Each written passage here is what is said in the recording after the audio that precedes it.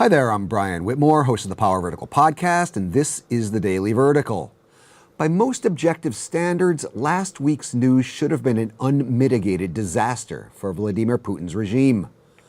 By most objective standards, the Kremlin should be worried that it risks becoming an international pariah. By most objective standards, September 28th should have been a dark day for Russia.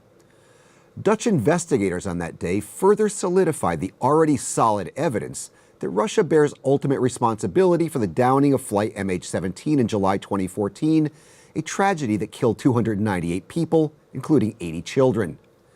And on the very same day in Syria, Russian warplanes hit 2 hospitals in rebel-held Aleppo. And that attack came just a week after Moscow was accused of bombing an aid convoy in Syria, shattering a fragile ceasefire. Now, Russia took a pounding in the Western media over these things. In an editorial, the New York Times memorably called it an outlaw state that violates not only the rules intended to promote peace instead of conflict, but also common human decency. But here's the thing. In Putin's world, it pays to be an outlaw state. In Putin's world, common human decency is for wimps. In Putin's world, it's better to be feared than to be liked. In Putin's world, brutality and callousness are virtues, not vices.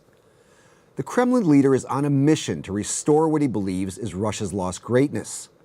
And he clearly has decided that the fastest way to do that is to become an international rogue.